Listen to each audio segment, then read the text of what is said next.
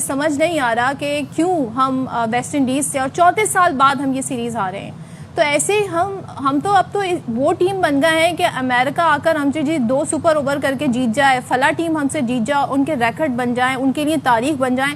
अब West Indies ने qualify कर लिया है 2027 के वर्ल्ड कप के लिए, सो हम आई थिंक उनके लिए रास्ते फराहम कर रहे हैं। आपने बिल्कुल ठीक कहा और वाकई समझ से बाहर है, और आपसे नहीं, पिछले 1-1.5 साल से हमारी समझ से बाहर हो रहा है कि हम लोग कर क्या। और हमारा सारा फोकस जो है वो 2 आदमियों पे, मीडिया का भी फोकस, ऑनेस्टली मैं बताऊं कि भाई हमारा ग्रेट प्लेयर नहीं है, हमारे पास ये नहीं है, हमारे पास वो 2 आदमी नहीं है। मतलब ऐसा फील हो रहा था कि शायद दो ही प्लेयर हैं, बाकी कोई है ही नहीं। यंगस्टर को ये चांस देना नहीं चाह रहे थे, पहले से भी नहीं चाहते थे कि इनको मिले। जब यंगस्टर आए शाहजादा फरहान को फिर इन्होंने जो है बाहर करके छोड़ दिया, और इनका एम यही था कि भाई किसी तरह उनको ले आओ।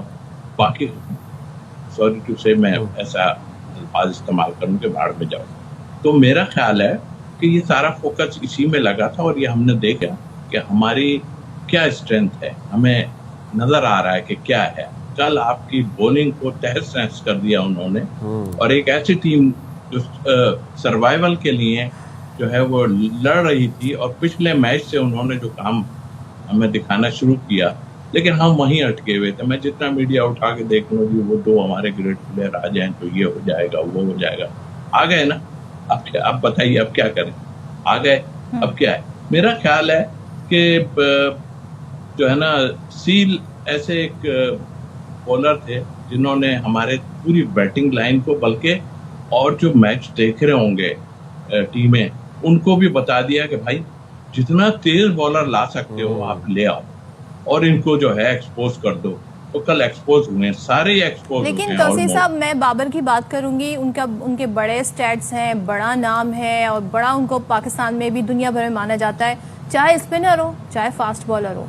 बाबर नहीं परफॉर्म कर पा रहे हैं जिस तरीके से। वो आउट है सिफर नहीं, गालिबन 9 रन बनाए, और जितनी बॉलें उन्होंने खेली, हमारे कैप्टन रिजवान सिफर पे आउट हो गए, साइम सिफर पे आउट हुए। सो क्या देखिए स्टैट्स जो है ना, वो स्टैट्स रह जाते हैं। आप जब भी एक नया मैच खेलते हैं, पिछले मैच को भी हम भूल जाते हैं, चले हो गया, वहां भी आपने खराब किया सारा, पिछला हम भूल रहे हैं सारे, कोई वो नहीं होता। अब जो आज के दिन आप करेंगे ना, वो आपका माना जाएगा। आप तो ग्रेट प्लेयर हो, सारा कुछ है, हम तो कहते हैं मैं भी अब बुरा लगने लगा है, लेकिन मैं इसमें सारा कसूरवार मैनेजमेंट को समझता हूँ। मैं हमारे कप्तान साहब कभी कहते हैं हम वहाँ के उससे मानूस नहीं हुए, हमें अभी टाइम चाहिए, कभी कहते हैं वो अच्छा। कल एक बात कह गए, वो ये कह गए जी देखें हम एक बॉलर शॉट से खेल रहे थे। अच्छा भाई, आप तो कप्तान है, तो इसका मतलब आपने सारा मलबा जो है या तो कोच के ऊपर डाला है या और मैनेजमेंट पे डाला। और में तो कोई है नहीं, हनीफ मलिक है, वो बैटिंग कोच है, उनका तो नाम ही कोई नहीं ले रहा कि ये बैटिंग जो है फेल हुई है, क्योंकि वो आपको पता है मोहम्मद यूसुफ साहब चले गए, बड़े बड़े चले गए, तो इनको क्या कहेगा। तो मेरा ख्याल है सारी उन्होंने उस पर डाल दी। तो भाई आप क्यों खेल रहे हो, आप मना कर दो ना। फिर आपने डालना शुरू कर दिया पिछली टाइम की तरह जी कि मेरे हाथ में कुछ नहीं था, मुझे कुछ नहीं। भाई ये आप जो है आन के ऐसी बातें आप करते हैं कि आप कहते हैं एक बॉलर से हम शॉट खेल रहे हैं, तो टीम तो आप ही बना रहे हो ना भाई। तौसीफ भाई एक बात बताएं, ये अभी रिजवान ने मैच के बाद ये बात कही कि 40th ओवर तक मैच हमारे कंट्रोल में था, उसके बाद के जो ओवर्स थे वहां पर मोमेंटम पकड़ा नहीं गया। क्या आपको लगता है कि 40th ओवर तक मैच वाकई इनके हाथ में था? नहीं, सच मुझे नहीं लग रहा कि इनके हाथ में था। एक्चुअल क्या, ये तो कह रहे हैं, ठीक है, लेकिन उनकी स्ट्रेटेजी भी तो देखें ना, उन्होंने किस तरह किया। उन्होंने पिछले मैच में भी यही किया कि आपको फिर भी 180 रन मिल गए थे, वो भी टारगेट आपके जीतने वाला था, लेकिन कल भी आप कहीं भी नहीं थे। आप हमारे हाथ में था, हमारे हाथ से निकल गया, ये बातें पुरानी हो गई। और चलो उर्दू में आ गए, ये अच्छी बात है, वरना कुछ इससे अच्छा इंग्लिश में ही बोल रहे होते, कुछ समझते ही नहीं कि भाई जो है। तो तौसीफ साहब ये भी कह दिया कि जब खेल रहे थे तो कंडीशंस डिफरेंट थी, और हम खेल रहे थे तो कंडीशंस डिफरेंट थी। मुझे ये बताएं, आपके बॉलर नसीम शाह की बात करूं, इतने एक्सपेंसिव पड़े वो, उन्होंने 72 रन दिए, 2 विकेट लिए 10 ओवर्स में। हसन अली की बात करें, 60 रन दिए उन्होंने, कोई विकेट नहीं ली उन्होंने और 10 पूरे ओवर्स किए। तो ये इतने रन्स, पहाड़ जैसे रन स्कोर कैसे बना सकी वेस्ट इंडीज, ये बड़ा सवाल है। आपके बॉलर्स के बारे में भी यहाँ पर बहुत सारे सवाल। बिल्कुल, आपने इस दोनों शोबों में हम जो है ना बिल्कुल फेल हो गए हैं। और यंगस्टर ने, मैं यंगस्टर को इसलिए नहीं कहूँगा कि जाहिर है कि वो थे। अब हसन से जो आप खिलवाना चाह रहे हैं इनिंग कि जाके रोको, वो भाई रोकने वाला प्लेयर नहीं है। विकेटें गिर गई, ठीक है, वो अपने हिसाब से खेले, लेकिन उसके अपने स्ट्रोक्स तो ब्लॉक कर दो ना आप। उसके ब्लॉक कर दिया आपने स्ट्रोक, वो तो बेचारा सीधा सीधा खेलने में ही जो है इतना टाइम गुजार गया। अगर वो अपनी थोड़ी सी गेम खेलता तो शायद आगे चले जाते। वो भी इतना आपने उसको बेकार करके रख दिया विकेटें गिरने के बाद कि वो भी मजबूर हो गया। और बाहर से भी जाहिर है इंस्ट्रक्शन कि भाई सीधा खेलना, अभी बहुत ओवर पड़े हुए हैं, ये पड़े हुए हैं, वो पड़े हुए हैं। पर ओवरऑल अगर हम देखें तो गोरे का जो है ना वो इतना पावर नहीं हो सकती कि वो टीम में इतना कुछ करे। मुझे लग रहा है इंस्ट्रक्शन कहीं और से आ रही है। और इस वक्त तो मैं ये कह सकता हूँ, हम कहते हैं ना कि फला हमने मार्का मारा तो सुनहरी हरफों से लिखा जाएगा। मैं कहता हूँ ये ब्लैक बोर्ड से लिखा जाएगा। और ये पूरा जो एरा चल रहा है अब तक, ये सारा ब्लैक प्रूफ से लिखा जाएगा। इसलिए कि आपके मैनेजमेंट, आपका पूरा स्टाफ मतलब मजाक बना के रख दिया, मजाक बना के रख दिया। मैं बिल्कुल तौसीफ भाई यही बात शाहिद भाई से पूछना चाहूंगा। शाहिद भाई, कल हमने देखा कि वेस्ट इंडीज से भी हार गए हम। 34 साल में इतनी बड़ी कामयाबी वेस्ट इंडीज को मिली और आप देखें कि 295 को चेज करते करते हम 92 के ऊपर, लिटरली 92 के ऊपर हमने सफेद झंडी दिखा दी। कैसे एनालाइज करते हैं बैटिंग लाइन को, बॉलिंग लाइन को? वही गलतियां रिपीट की गई, बारहा वही गलतियां की गई। वो जो साइम शायर ने बड़ा अच्छा कहा है ना, आए दिन तुझे किस बात पे रोना आया। हर बात पे रोना आया है। कोई टीम की कोई भी कल सीधी नहीं है। जिस तरह गोरा तजर्बात कर रहा है, ट्रायल एंड एरर बेसिस पे टीम को चला रहा है। वो समझ रहा है कि मेरे पास 1.5-2 साल है, 2027 के वर्ल्ड कप के लिए मैं जितनी ट्रायल कर लूँगा, जितनी एरर्स होंगी, वही चला रहा है गाड़ी। तौसीफ भाई को मैं बताऊँ, वही चला रहा है गाड़ी। वो 20 सिलेक्शन कमेटी उसको देती है, 20 प्लेयर, और 15 वो अपनी तरफ से मर्जी से करता है। और ये उसने अपने कॉन्ट्रैक्ट में लिखवाया हुआ है कि टीम सिलेक्शन मेरी जिम्मेदारी होगी, मैं करूंगा। लेकिन शाहिद साहब, जब ये गोरा जाता है तो कहता है मेरे पास तो इख्तियार ही नहीं थे। तो हम तो किसकी बात पे ट्रस्ट करें? हम जो गोरे शाहिद भाई बोरिया बिस्तर भी बांध ले फिर, अगर मैं बताऊं ना, मैं बताऊं, उसके कॉन्ट्रैक्ट में लिखा हुआ है, पहले वालों के कॉन्ट्रैक्ट में नहीं लिखा हुआ था। गैरी कर्स्टन और गैलेस्पी ये कहकर गए कि हमारे पास इख्तियार नहीं थे। तो इसने आने से पहले ये सोचा कि ये चीजें हैं जो मुझे चाहिए और जो पिछले वालों को नहीं मिली थी। हम कल का मैच उनके आखिरी 10 ओवर में, यानी 40 से 50 ओवर में उन्होंने 110 रन बनाए।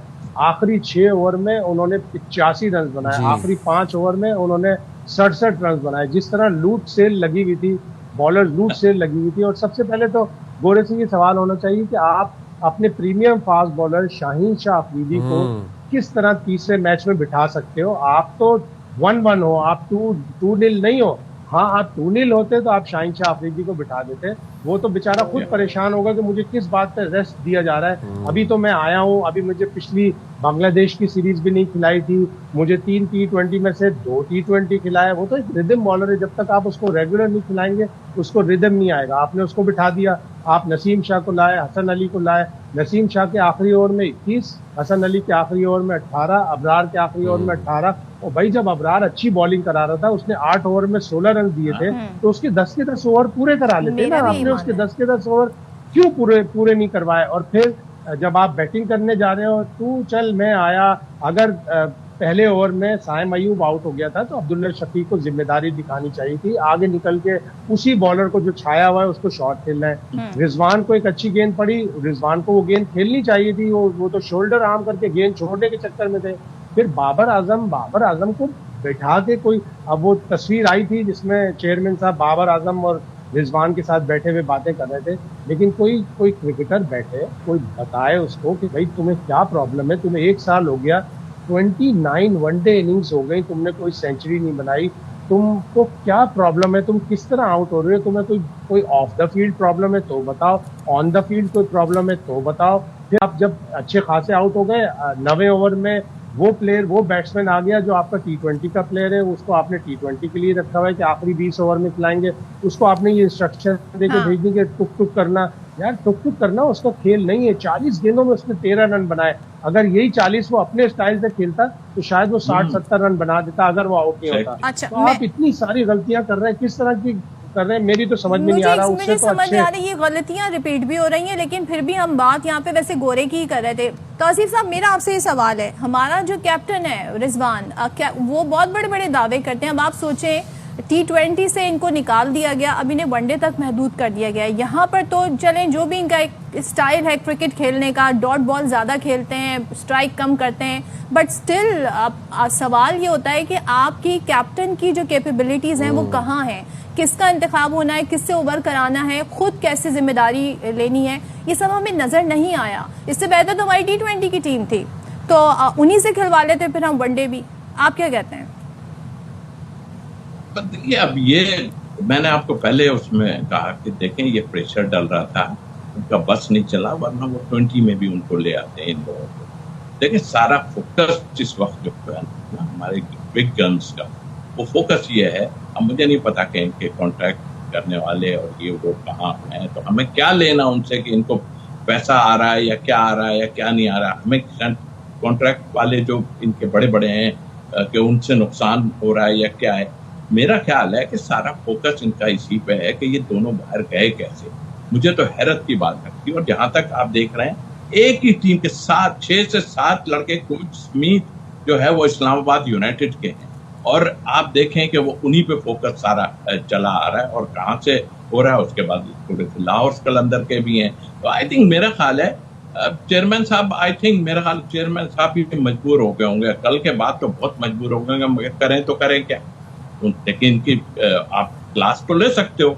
और फिर ये कि देखिए, बार बार लोग जो कहे जा रहे हैं, आप बड़े बड़े लोगों को बुला के मीटिंग करवा रहे हैं, पूछ भी रहे हैं उनसे, सारा कुछ कर रहे हैं, मगर क्या वो बातें इनकी समझ नहीं आ रही जो बाहर बैठ के मुझे आपको समझ आ रही हैं?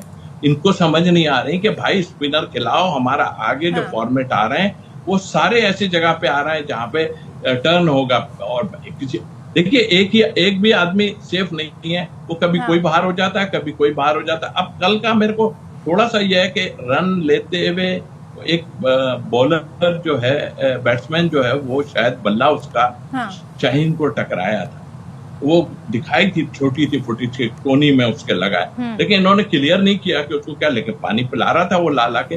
तो आई थिंक मेरा ख्याल कोई भी इसमें सेफ नजर नहीं आ रहा है। ये नए लड़के हैं, इनको तो कभी भी आप कान पकड़ के बाहर कर दोगे, सॉरी टू से, लेकिन ये इनको बर्दाश्त ही नहीं हो रहा कि कोई नया लड़का रन्स कर रहा है। आपकी अकलें काम नहीं कर रही कि साहबजादा फरहान तीनों फॉर्मेट में रन्स कर चुका है और आप उसको जो है साथ लेके नहीं जा रहे हो। एक प्लेयर भी आपने कम कर दिया, 16 प्लेयर थे आपके, आपने 15 कर दिया। अरे भाई, उसको भी वहीं करीब से करीब ही ले जाते, कितने करीब थे, क्या फर्क पड़ रहा था। लेकिन नहीं, इनका एम सबका यह है कि हम लोग बस रहें, बाकी कोई नया प्लेयर नहीं आए। और एक मुझे शाहिद भाई से मैं पूछूंगा, सील कोई जानवर का नाम है क्या? सील जो है वो पानी की जो बिल्ली होती है, उसे सील। अरे कल वो ग्राउंड में कल आ गई है, एक्चुअल करीब है ना सारा समंदर, और वो करीब आ गई और मेरा ख्याल है सबको उखाड़ के रख दिया, आ गई। बहुत शुक्रिया तौसीफ भाई और शाहिद भाई।